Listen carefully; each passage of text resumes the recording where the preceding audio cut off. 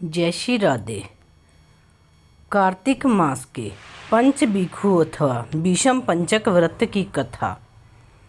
वर्ष 2021 में 14 नवंबर से पंच भिक्षु अथवा भीष्म पंचक का व्रत आरंभ हो जाएगा और 18 नवंबर को भीष्म पंचक अथवा पंच भिक्षु व्रत समाप्त हो जाएगा।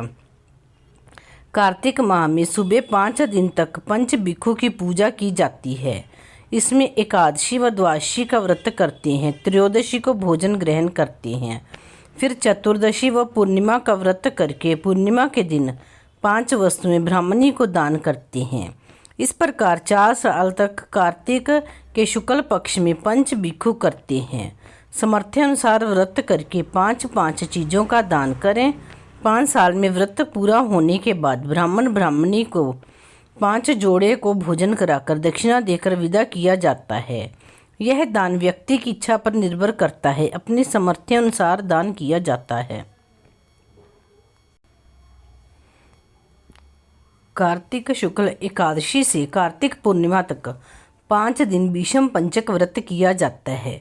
इसे विष्णु पंचक व्रत भी कहा जाता है, क्योंकि कार्तिक माह के इन अंतिम 5 दिनों में भगवान विष्णु की विशेष पूजा की जाती है। इस व्रत की शुरुआत महाभारत काल में हुई थी और पितामह भीष्म के नाम पर इस व्रत का नाम भीष्म पंचक व्रत पड़ा। दरअसल महाभारत युद्ध समाप्त होने के बाद पितामह भीष्म जब शरशैया पर पड़े हुए सूर्य के उत्तरायण होने की प्रतीक्षा में मृत्यु के दिन गिन रहे थे, जब भगवान श्री कृष्ण ने पांडवों को उनसे शिक्षा ग्रहण करने भेजा था, तब 5 दिनों तक भीष्म ने धर्म, कर्म, नीति, राज्य नीति और मोक्ष के संबंध में जो ज्ञान पांडवों को दिया था, उसी के नाम पर श्री कृष्ण ने इस व्रत का नाम भीष्म पंचक रखा। इस व्रत को करने से समस्त प्रकार के पुण्य, अर्थ, मोक्ष प्राप्त किया जा सकता है। यह व्रत पद्म पुराण के अनुसार भीष्म पंचक व्रत की महिमा अपरंपार है। 5 दिनों तक अर्थात एकादशी से पूर्णिमा तक भगवान श्री हरि की प्रतिमा के सामने अखंड दीपक जलाएं। प्रतिदिन ओम नमो भगवते वासुदेवाय मंत्र का 108 बार जप करें। प्रतिदिन संध्या के समय संध्या वंदन कर उपरोक्त मंत्र का 108 बार जाप पर भूमि पर शयन करें। एकादशी से भगवान विष्णु का पूजन कर उपवास रखें। उसके बाद द्वादशी के दिन व्रतधारी मनुष्य भूमि पर बैठकर मंत्रोच्चारण के साथ गोमूत्र का सेवन करे। त्रयोदशी को केवल दूध ग्रहण करे। चतुर्दशी को दही का सेवन करे। इस प्रकार 4 दिनों तक व्रत करे, जिससे शरीर की शुद्धि होती है। 5वें दिन स्नान कर भगवान श्री हरि की पूजा करे तथा ब्राह्मणों को भोजन कराकर उन्हें दक्षिणा दे। इन 5 दिनों में शाकाहारी भोजन ही ग्रहण करे तथा हर पल श्री हरि का पूजन करे। उसके बाद पंचगव्य खाकर अन्न ग्रहण करें। विधि पूर्वक इस व्रत को पूरा करने से मनुष्य को शास्त्रों में लिखे फलों की प्राप्ति होती है। इस व्रत को करने से निसंतान दंपति को उत्तम संतान की प्राप्ति होती है, महापातकों का नाश होता है तथा मनुष्य को परम पद प्राप्त होता है। महाभारत के अनुसार कार्तिक शुक्ल एकादशी के दिन शरशैया पर मृत्यु की प्रतीक्षा कर रहे पितामह भीष्म ने अर्जुन से पीने के लिए पानी मांगा था। तब अर्जुन ने बाण चलाकर धरती से गंगा की धारा प्रवाहित की थी, जो सीधे भीष्म के मुंह में गई थी और वे तृप्त हुए। इसीलिए भीष्म पंचक व्रत में भीष्म के नाम से तर्पण किया जाता है। गरुड़ पुराण के अनुसार भीष्म पंचक के व्रत में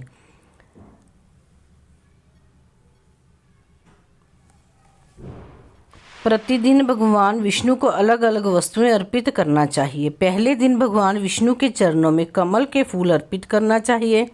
दूसरे दिन भगवान विष्णु की जाधाओं पर बिल्व पत्तर अर्पित करना चाहिए। तीसरे दिन भगवान विष्णु की नाभि पर इत्र अर्पित किया जाता है। चौथे दिन भगवान विष्णु के कंधे पर जवां कुसुम फूल अर्पित किया जाता है। 5वें दिन भगवान विष्णु को मालती का फूल अर्पित किया जाता है। पंच भिक्षु की कहानी इस प्रकार है। किसी गांव में एक साहूकार था और उसका एक बेटा व बहू भी थे। बहू कार्तिक माह में रोज सवेरे उठकर गंगा स्नान के लिए जाती थी। सुबह जल्दी जाते समय वह किसी भी पराये पुरुष का मुंह नहीं देखती थी। एक राजा का बेटा भी सुबह सवेरे गंगा स्नान के लिए जाता था। वह हैरान होता था कि इतनी जल्दी उठता हूँ स्नान करने के लिए, लेकिन कोई है जो मुझसे भी जल्दी उठकर नहा लेता है। कार्तिक माह के 5 दिन बचे थे।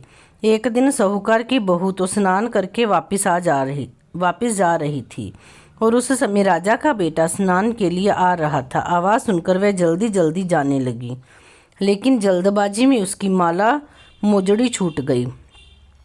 राजा के बेटे ने उसकी माला मोजड़ी उठा ली और सोचने लगा कि जिस स्त्री की यह माला मोजड़ी इतनी सुंदर है, वह स्त्री कितनी सुंदर होगी। उसने पूरे गांव में मुनादी करवा दी कि जिसकी यह माला मोजड़ी है, वे 5 रात मेरे पास आएगी। साहूकार के बेटे की बहू ने कहलवा दिया कि मैं 5 रात आऊँगी, लेकिन किसी को साख भरने बैठा देना। राजा के बेटे ने एक तोते को पिंजरे में बंद करके गंगा किनारे पेड़ पर टांग दिया। बहू सुबह के समय आई, पहली पौड़ी पर पैर रखा और बोली, हे कार्तिक के ठाकुर राय दामोदर, 5 पांडु, 6ठे नारायण, भीखम राजा, उस पापी को नींद आ जाए। राजा के बेटे को नींद आ गई। बहू नहा धोकर चलने लगी तो तोते से बोली, सुआ सुआ तेरे गल डालूंगी हीरा, मेरी साख भरियो मेरा वीरा। सुआ बोला कि कोई वीर भी साख भरता है क्या? वह फिर बोली, सुआ सुआ सुबह तेरे पग घालूंगी नेवर, साख भरियो मेरे देवर। सुआ ने कहा, ठीक है भाभी, मैं तेरी साख रखूंगा। वह तो कहकर चली गई। राजा का बेटा हड़बड़ा कर उठा और सुआ से पूछा, सुआ सुआ वह आई थी, कैसी थी? सुआ बोला, आबा किसी बिजली, होली किसी झल, केला किसी कामिनी, गुलाब कासा रंग। अगले दिन राजा के बेटे ने सोचा कि आज मैं अपनी उंगली में चीरा लगाऊंगा, इससे मुझे नींद नहीं आएगी। अगले दिन राजकुमार उंगली चीरकर लेट गया। वह आई और भगवान से उसी तरह प्रार्थना करने लगी और राजकुमार को फिर नींद आ गई। वह स्नान करके फिर से वापस चली गई। सुबह राजकुमार ने तोते से फिर पूछा तो उसने वही सारी बातें दोहरा दी। अब राजकुमार बोला कि मैं आज रात में आंखें में मिर्ची डालकर बैठूंगा। रात में वह मिर्ची डालकर बैठ गया। फिर बहू आई और प्रार्थना की, जिससे उसे फिर से नींद आ गई। राजकुमार ने तोते से बहू के आने की बात पूछी। उसने बता दी। राजकुमार अब फिर सोचने लगा कि आज मैं बिना बिस्तरे के ही बैठूंगा और रात को बिना बिस्तरे ही के बैठ गया। जब वह स्नान करने आई तो उसने फिर से भगवान से प्रार्थना की और राजकुमार को नींद आ गई। जब वह नहाकर जाने लगी तो आंख बंद करके चली गई। राजकुमार जब उठा तो वह जा चुकी थी। राजकुमार फिर से सोच में पड़ गया और सोचने लगा कि आज मैं अंगीठी जलाकर बैठूंगा, जिससे नींद नहीं आएगी।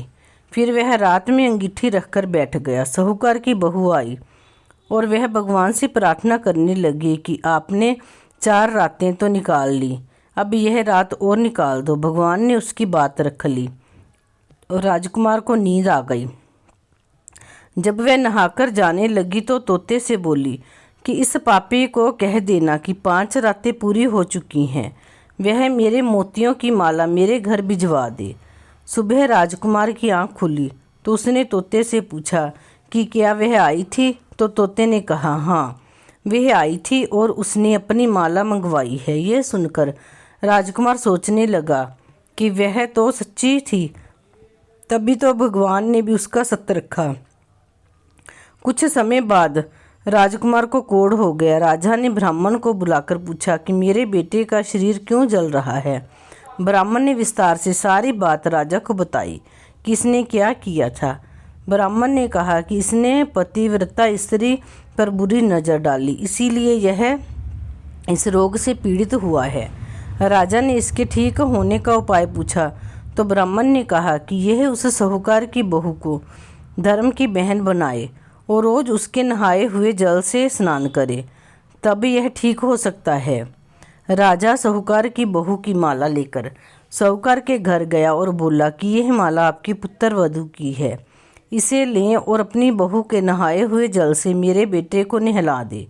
साहूकार बोला कि वह तो किसी पराये पुरुष का मुंह तक नहीं देखती, आप उसे इस नाली पर बिठा दीजिए। जब वह ऊपर नहाएगी तब नीचे इस नाली के पानी से आपका पुत्र नहा लेगा। राजकुमार ने ऐसा ही किया और कुछ समय बाद उसका शरीर चंदन सा हो गया। हे पंच भिक्षु देवता, जैसे आपने साहूकार के पुत्र वधू का सत्य रखा, वैसे ही सबका रखना। पंच भिक्षु की कथा के बाद इस पंच भिक्षु के गीत को गाया जाता है।